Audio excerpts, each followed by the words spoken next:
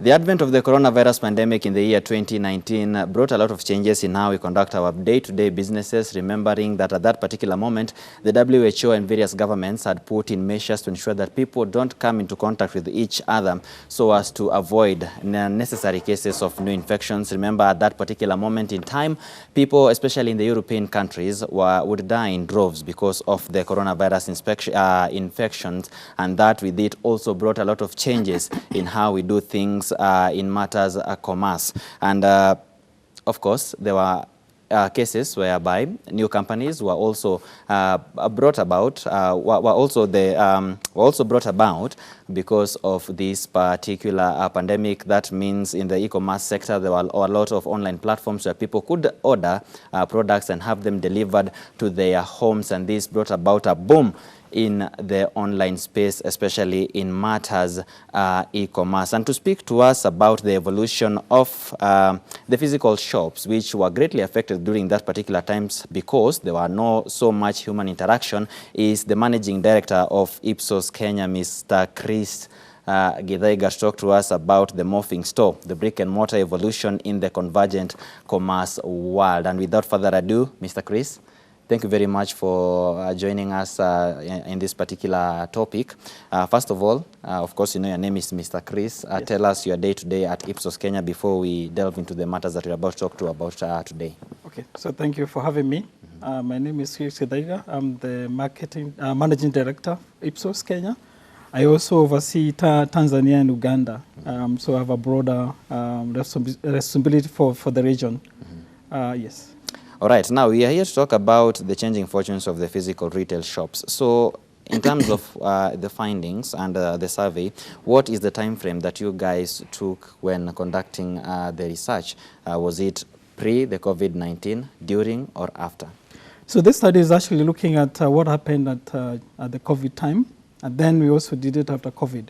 So able to know what has happened between the two periods. And what you've seen is actually the habits or the consumer way of shopping has actually moved from to almost where it was during COVID. So you look at how they interacted with the what we call brick and mortar, which is the kiosk, your supermarket, and then how did they then start using the online?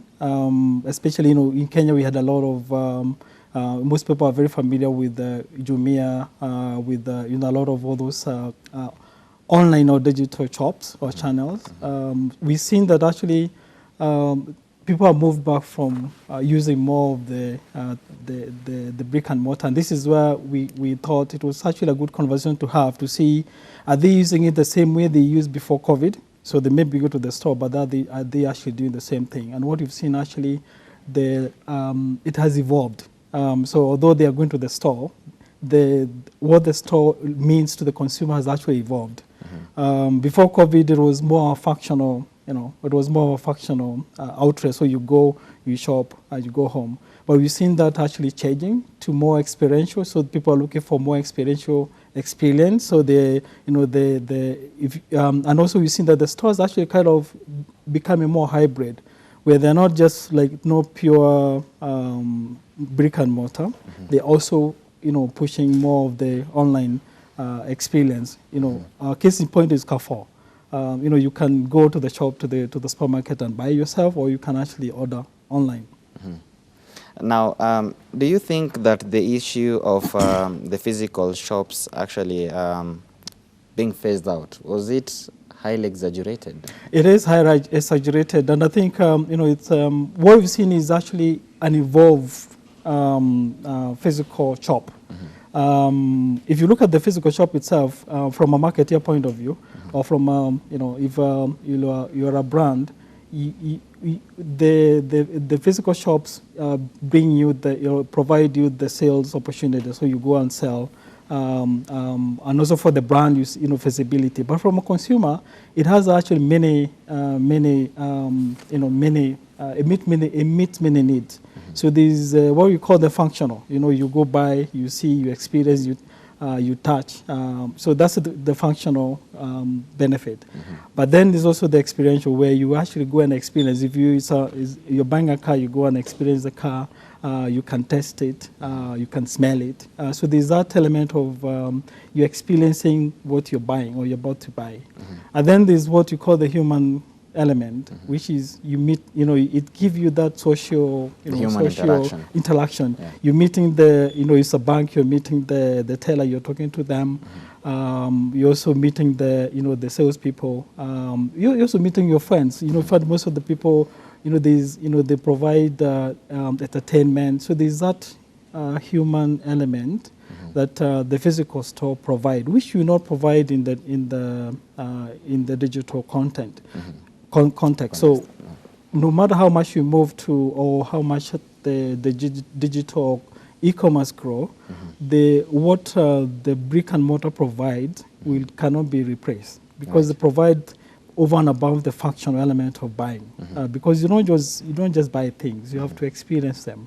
You have to enjoy them, you have to see them, you have to feel them, you have to sense them, depending on the category you're buying. And what we've seen is actually depending on the categories, there's been a movement there's more movement towards digital channels than others. So we find things like the beverage, personal products are more. People tend to go to the physical store, but then when you're looking at other things like travel, entertainment, they will tend to be more of the digital channels.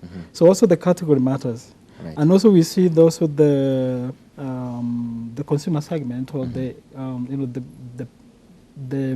I would say the age of the consumer you're looking at. So you see the millennials and what you call the Gen Z being very to attend to the digital, because they're natives, what you call tech natives, so they're more they enjoy that more, and they're more they get it compared to probably your mom in the village, who probably will never, no matter how much you push to that, they will never move to that. With that speed, of course. So when you're looking at it, it's not you can't make a general statement. You have to really look at the category, you need to look at the segment, sometimes the regions as well. It's a good thing we've spoken about the regions and the categories. So during that period that the restrictions were in place, and that moment, of course, from 2021, I believe, to this particular time where the restrictions were eased. So what are some of the products that were highly converted from the physical shops, and most people preferred getting them from the online platforms? I think that time what we saw was mainly more of the essential, because people kind of moved from buying what we call discretionary things to more essential. So what you saw is a lot of like the beverage. We look at the beverage category. People moved from ordering and going because they go to the bar, or they go to the supermarket. So you saw a lot of what we call the essentials, whether it's the beverage, whether it's the food stuff. Moving more into the digital. But what I'm saying is that actually we've seen that actually now kind of people going back to the brick and mortar experience. But to answer your question, it's more of the essential stuff. Well, the things like the travel, there was no much travel, so there was no much, movement there. But the things that are attached into essential things, we saw that shift quite significantly. And I think Kenya it's a good example of some of the neighboring things that can help to move from brick and mortar to digital or online shopping, because we have M-Pesa. Most markets don't have that, and for you to be able to shop online, you have to be able to pay online. So I think having that high preference of or having that access to a payment solution that enables the digital or the online shopping also helps. If it's other markets that are actually don't have that kind of, they struggle in that. The other thing is that in Africa, or generally in Africa, we are more of traditional. Most people buying their products or the experience shopping or whatever you call it in a traditional way. So it's the kiosk, it's the duka. It's not the supermarket, what we call the modern trade. So also that also play a role in how those changes happened, because you can imagine if the only outlet for you to buy your product is a kiosk. There's going to be limitations how that can get into, you can move to brick and mortar. So we've seen the movement is more leading, it's more prominent and more on the, what we call the modern trade, or areas or regions that have that preference more than where we've seen more traditional channels. Right. And of course, during this particular transition, would you say that the biggest people, some of the biggest number of percentages of people or businesses that embraced this mostly were the people who would say that big in the economy, not the small scale traders, because the normal mama mboga would just continue with her businesses in her kiosk and of course continue that interaction. So in terms, while you're reacting to this, does this mean that this also brought rise to or strengthened other factors of production in terms of maybe the growth of warehouses, the limitations of the physical shops by reducing the physical architecture of it? Yeah, I think to answer your first question, I think this change happens across the board. So you're looking at the bigger players like the Amazon, them they have the infrastructure and the the money to push but you're seeing also them try also to play in the brick and mortar. So although they're pushing a lot of their e-commerce platforms, in US there are another markets you can see they're trying to what we call the a store you go physically and buy and order things. But also looking at the lower, the mama burger you're talking about, they may not have gone to the scale of, the Amazon, but they will try. They also went, people use the simple ways like WhatsApp, Facebook. Right. So they still played in that pit, but in a more, in a smaller scale, but also trying to capture the, that emerging channel that was becoming probably the only way you could, so you see mama burgers trying to send or send to their groups of what she brought or what she's ordered. Then we've seen other like Twitter group trying to help the the supply chain and trying to consolidate supply so that they can have a central collection point that can then distribute. And then I'm sure you know about Copy, how they're trying to use the kiosk and the infrastructure that exists to distribute and as a collection point. So I think in each of this segment, whether you're looking at the big players like the Amazon or the down there, everybody played and used different ways to really, because when you're looking at moving from brick and mortar, you're looking at, as I said, is it's a channel. So, how do you create experience? How do you communicate? How do you pay? So that may play out in different ways, but I think the end point is that everybody did play in that space in a different way. All right. I don't know whether I've answered your question. You have. Yeah. I just wanted a clarification. Are you still continuing with the survey, or did you stop at that moment? And if you still are continuing with it, the hybrid system of having the physical shop with the online, merging them together, of course, saved a lot of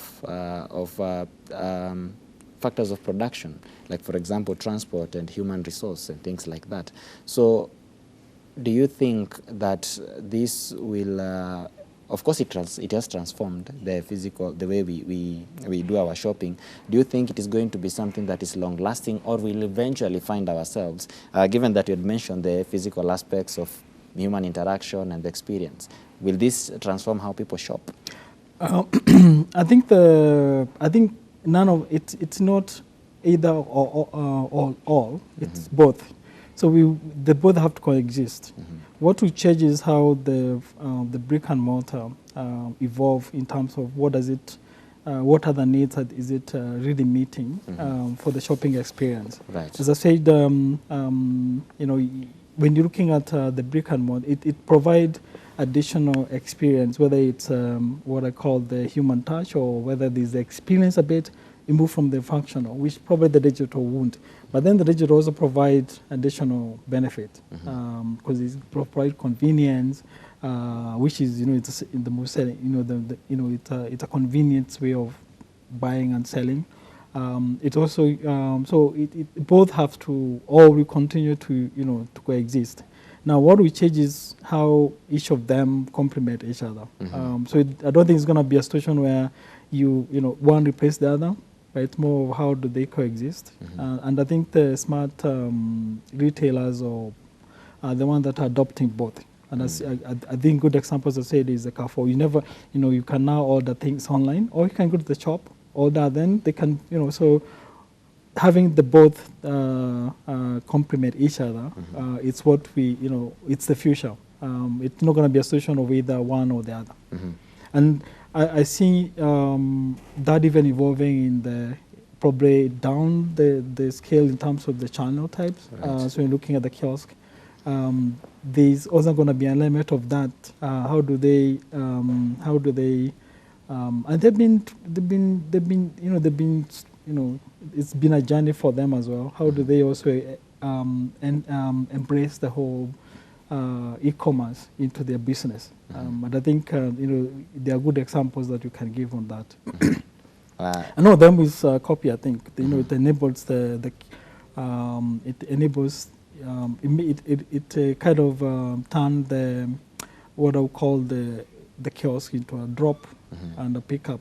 So it's going beyond you go and selling, but also incorporating that element of e-commerce. Yeah. So how do you or what are some of the opportunities that physical shops can leverage on in the fast developing digital economy to stay relevant?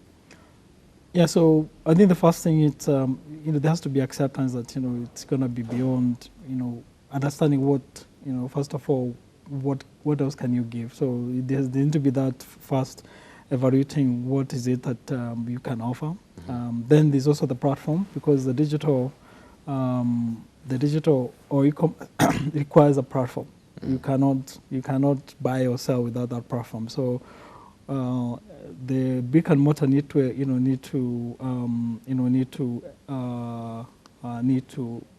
evaluate that. And then you talked about the warehousing, because one of the biggest component of the digital is warehousing. So what is the value chain? How do you get those things to the store? How do they get picked?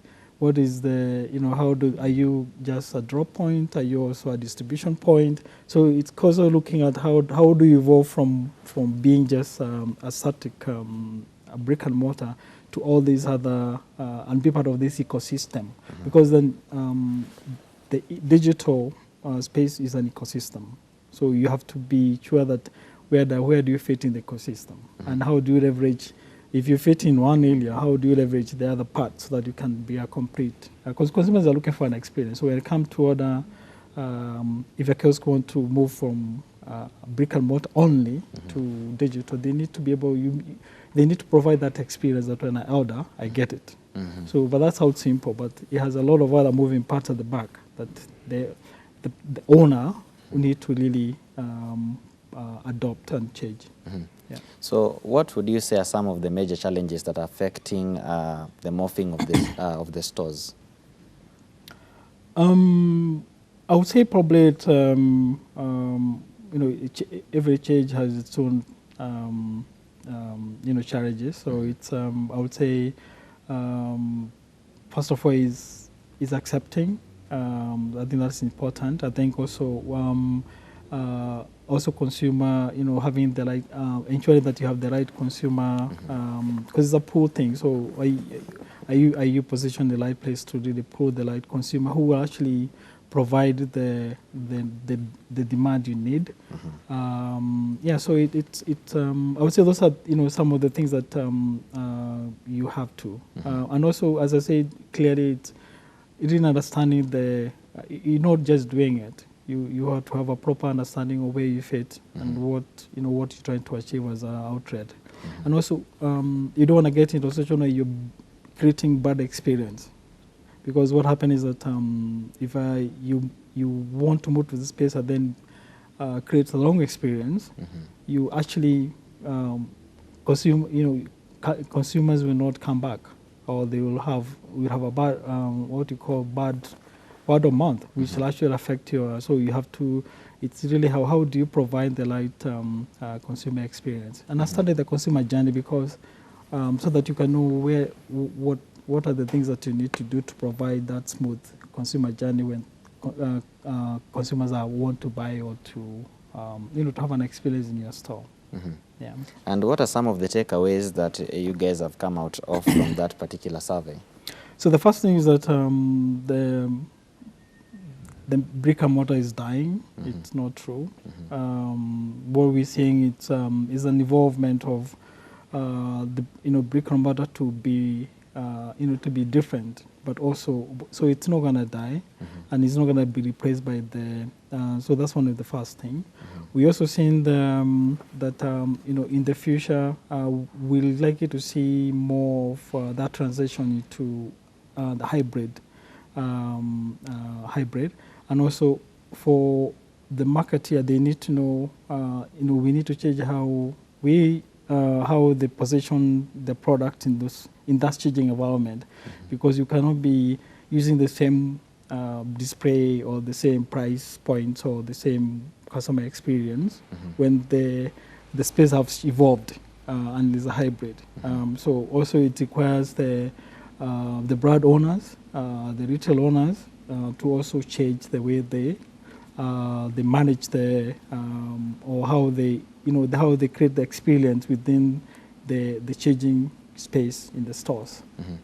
So what solutions do you as IPSOS Kenya offer your clients who are seeking business growth in the converging e-commerce world?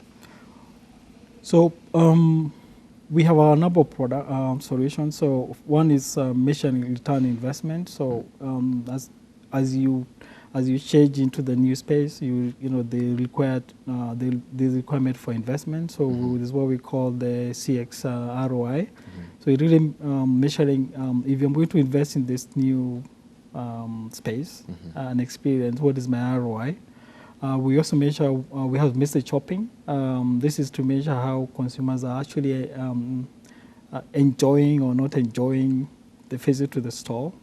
It could be a physical store. It could be also when you call a call center. So we measure those, what you call the moment in time experience. We also measure over time what is the happiness or satisfaction with your service. We also help the clients to really understand how they, the display and how they create demand, understanding the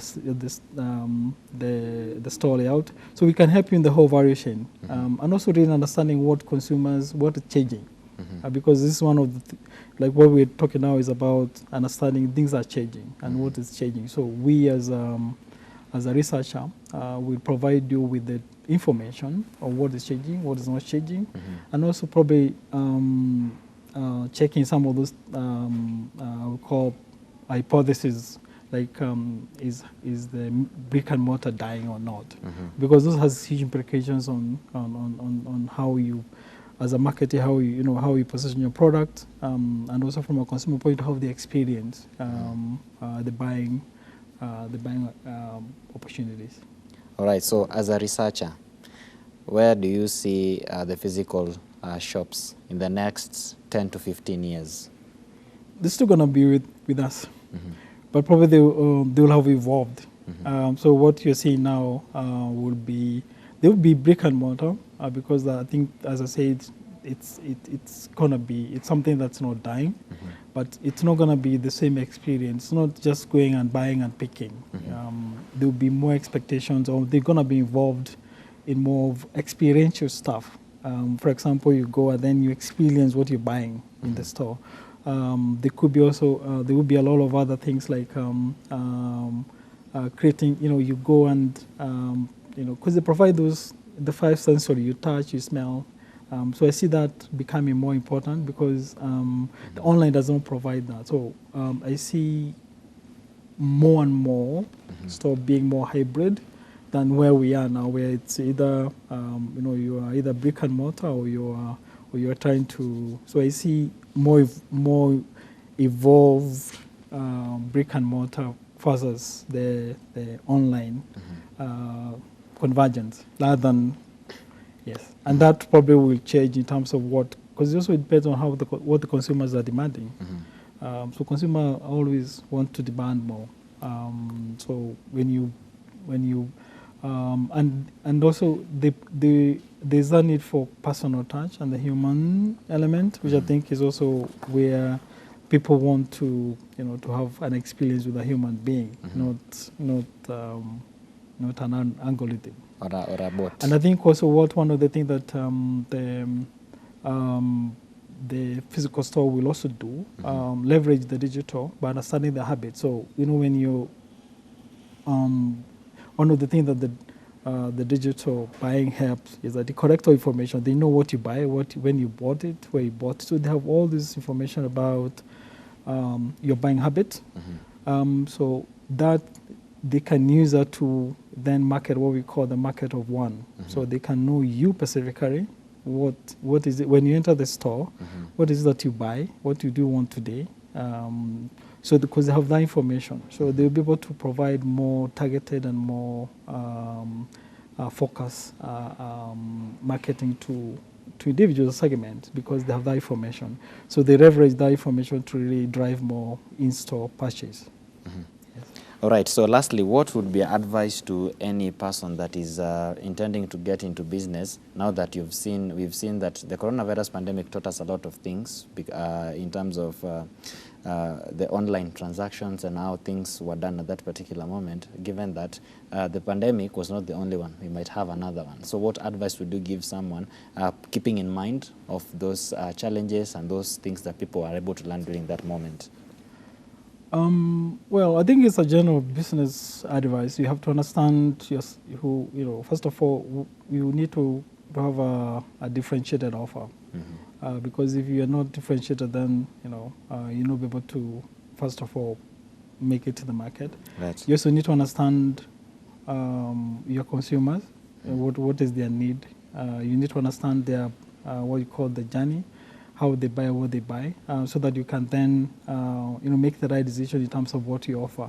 What you're saying, as you're saying, things will change, and this is why it's important to always keep a pulse on the market to understand what is changing, what is not changing, what is becoming relevant, and of course you have to communicate. You have to communicate the right way, and we're moving more into not generic communicating, but more what you call the segment of one, where it's about what I need.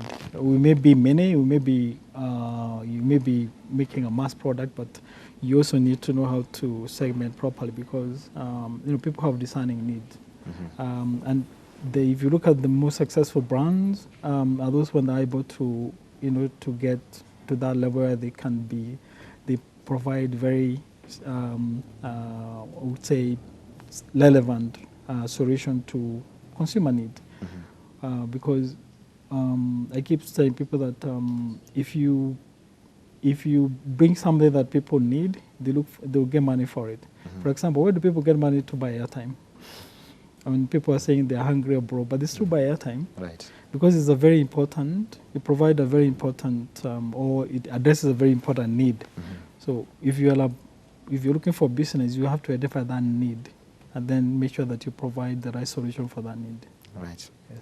Thank you very much, Mr. Chris Githega, and that is where we put to a close this particular discussion on the morphing store, the brick and mortar evolution in the convergent commerce world. Remember, the coronavirus pandemic has taught us a lot of things, including this particular issue whereby a lot of companies that are online-based or technology-based were able to come to rise because of this particular pandemic. And as Mr. Chris has said, the physical shops are not dying. They'll just take a new form. And that, of course, is the morphing effect of it. And that we've come to the end of the discussion this night. See you on the other side.